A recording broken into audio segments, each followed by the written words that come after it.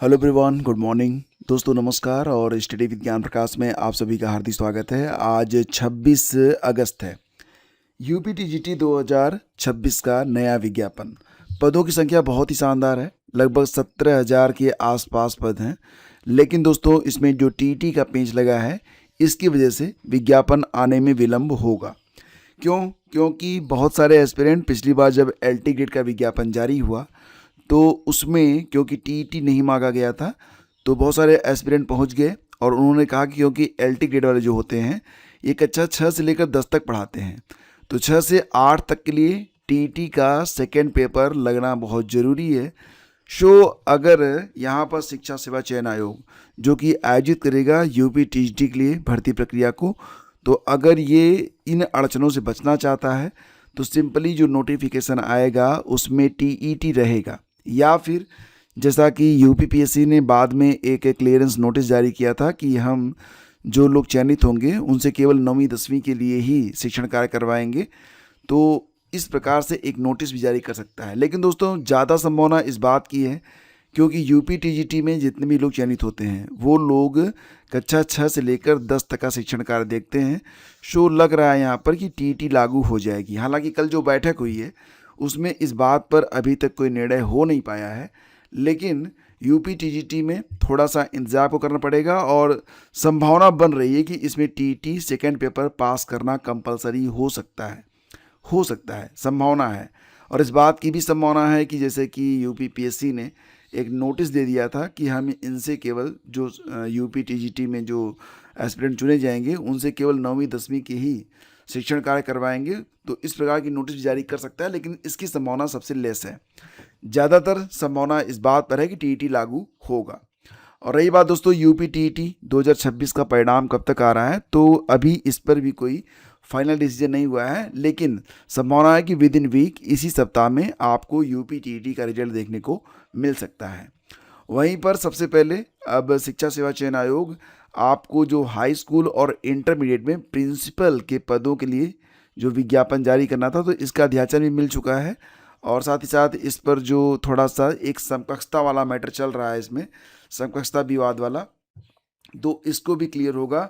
और बहुत ही जल्द मतलब जो नोटिफिकेशन आएगा ना उसमें प्रिंसिपल भर्ती का नोटिफिकेशन सबसे पहले जारी किया जा सकता है। साथ ही साथ असिस्टेंट प्रोफेसर का भी विज्ञापन जारी हो सकता है। दोस्तों एक बड़ा बदलाव किया गया है विज्ञापन संख्या 52 में। तो जैसा कि आप जानते हैं कि विज्ञापन संख्या 52 में जो असिस्टेंट प्रोफेसर की भर्ती होनी थी, तो इसमें कुल 43 प्रकार के विषय थे जिस पर भर्ती होनी थी। लेकिन आपको ये पता होगा कि बीएड असिस्टेंट प्रोफेसर का मामला अभी तक क्लियर नहीं हो पाया है एलिजिबिलिटी को लेकर, तो इसमें से जो बीएड के लिए असिस्टेंट प्रोफेसर का पद था उसको हटा दिया गया है। यानी कि विज्ञापन संख्या 52 में बीएड असिस्टेंट प्रोफेसर के पद नहीं रहेंगे।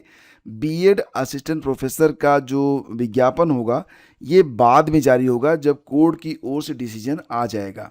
और इस पर एक आज के यहाँ पर देखेंगे आप, लिखा गया है कि नई भर्ती से हटाए बीएड के पद। तो लिखा गया है कि उच्च शिक्षा निदेशालय ने अशासकीय सहायता प्राप्त महाविद्यालयों में असिस्टेंट प्रोफेसर की नई भर्ती से बीएड के पद हटा दिए हैं। बीएड की अर्हता को लेकर पिछले 4 सालों से चले आ रहे विवाद और हाई कोर्ट में याचिका लंबित होने के कारण नई भर्ती से बीएड के 176 पदों को हटाया गया है।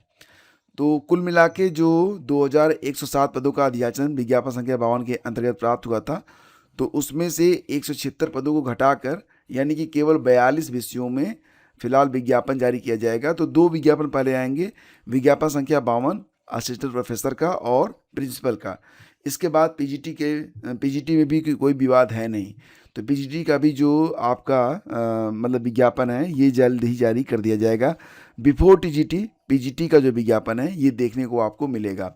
और पीजीटी में इस बार पदों की संख्या भी काफ़ी अच्छी खासी है, सो आपको सीरियसली इसकी तैयारी में लग जाना चाहिए। दोस्तों आपको ये भी पता है कि 30 अगस्त को एलटी ग्रेड की मुख्य परीक्षा होनी है और इसमें बहुत बड़ी संख्या में 11,808 परीक्षार्थी शामिल होंगे।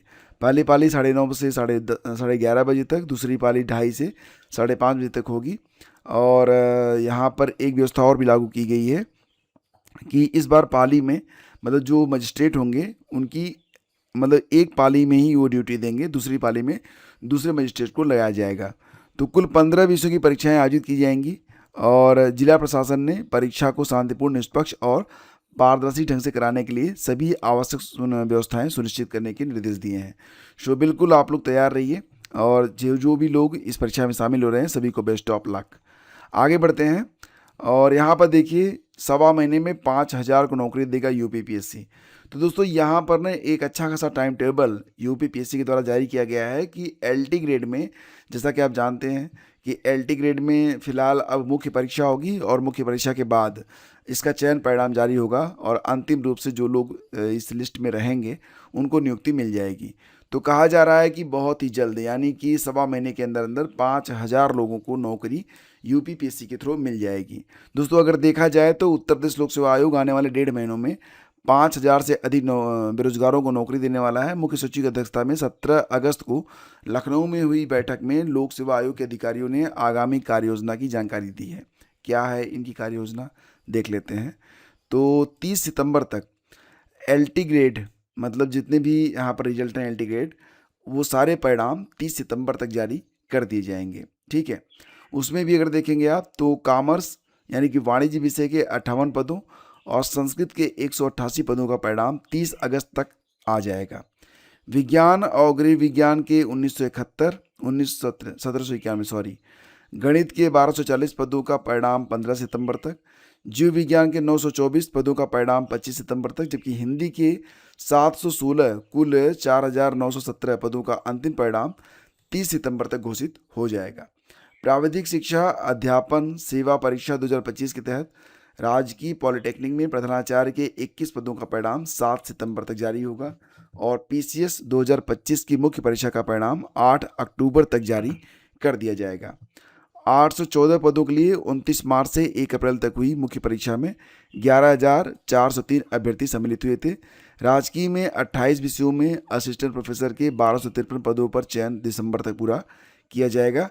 तो ये पूरा कंप्लीट इनका टाइम टेबल है, शो आप इसको देख सकते हैं। और योगी सरकार ने बुजुर्ग महिलाओं को आजीवन रोडवेज बस में मुफ्त सफ़र की सौगात दी है। मतलब ऐसी महिलाएं जो 60 वर्ष पूरा कर चुकी हैं अपना आधार कार्ड दिखाकर सरकारी बसों में मुफ्त यात्रा कर सकेंगी। और दोस्तों साथ ही साथ यूपी में 25 लाख युवाओं को टैबलेट की, मतलब जो टैबलेट हैं, दी जाने की तैयारियां चल रही हैं। तो युवा शक्ति को तकनीकी रूप से सशक्त बनाने की दिशा में बड़ा पहल। तो राज्य मंत्रिपरिषद ने स्वामी विवेकानंद युवा सशक्तिकरण योजना के तहत 25 लाख टैबलेट खरीद प्रस्ताव को मंजूरी दे दी है। तो फिलहाल बहुत ही जल्द 25 लाख युवाओं को टैबलेट भी मिल जाएगा। दोस्तों आपको पता है कि सुप्रीम कोर्ट के निर्देश के अनुसार सेवारत यानी कि इन सर्विस शिक्षकों के लिए शिक्षक पात्रता परीक्षा टीईटी पास करने की अंतिम समय सीमा 31 अगस्त 2028 निर्धारित की गई है। तो पहले ये जो डेडलाइन थी दोस्तों ये 31 अगस्त 2027 थी, जिसे सुप्रीम कोर्ट ने बढ़ाकर 1 साल यानी कि 31 अगस्त 2028 कर दिया है। और ये कहा है कि कक्षा 1 से 8 तक पढ़ाने वाले सभी कार्यरत शिक्षकों के लिए टीटी पास करना अनिवार्य है। कोर्ट ने इसे छूट देने से क्योंकि मना किया है। सो दोस्तों यहाँ पर सीटीईटी यानी कि central board of secondary education CBSE के द्वारा जो सीटीटी परीक्षा सेंट्रल टीचर एलिजिबिलिटी टेस्ट आयोजित किया जाता है, तो उसमें बहुत सारे लोग आवेदन करने से क्योंकि वंचित रह गए थे, तो उनको मौका देने के लिए यहाँ पर सीटीईटी ने अपनी जो परीक्षा तिथियाँ हैं उसको पोस्टपोन किया है। अभी नई डेट बाद में डिक्लेयर की जाएंगी और ऐसे अभ्यर्थी जो कि अभी तक फॉर्म नहीं भर पाए हैं उनको भी फॉर्म भरने का अवसर यहाँ पर उपलब्ध करवाया है। और फिलहाल अगर आपको ये नोटिस मैं आपको डाल दूंगा टेलीग्राम पर, आपको इससे पता चल जाएगा कि 25 अगस्त से लेकर 1 सितंबर तक जो नए लोग हैं, जो लोग अभी तक सीटीटी में आवेदन नहीं कर पाए थे, तो वो लोग 25 अगस्त से 1 सितंबर तक आवेदन कर सकेंगे। ध्यान दीजिएगा, जो लोग already candidates who have already successfully completed and submitted their applications need not apply again. तो जो लोग अपना फॉर्म भर चुके हैं वो तो चुपचाप बैठें, और जो लोग अपना फॉर्म भर नहीं पाए हैं वो 25 से लेकर 1 सितंबर के बीच में अपना फॉर्म भर कर कंप्लीट कर दें। अब रही बात एग्ज़ाम डेट के बारे में, तो 1 सितंबर के बाद आयोग यानी कि सीबीएसई ये तय करेगा कि अब इसकी परीक्षा जो है कब कराई जानी चाहिए। ठीक है, तो उसकी डेट आपको बाद में पता चलेगी। ये जो नोटिस है ये इम्पॉर्टेंट है, और अगर आपके भी घर में या आप खुद अभी तक CTT का फॉर्म नहीं भर पाए थे तो ये एक गोल्डन चांस है आप लोगों के लिए, और जाकर इस फॉर्म को भर दीजिए। परीक्षा में अभी थोड़ा समय आपको मिल जाएगा, तैयारी भी अच्छे से कर सकते हैं और अच्छे स्कोर ला सकते हैं। और ये दोस्तों आज की सारी अपडेट है। थैंक यू हमसे जुड़ने के लिए। वीडियो को लाइक और शेयर कीजिएगा। मिलते हैं आपसे अगले वीडियो में। धन्यवाद।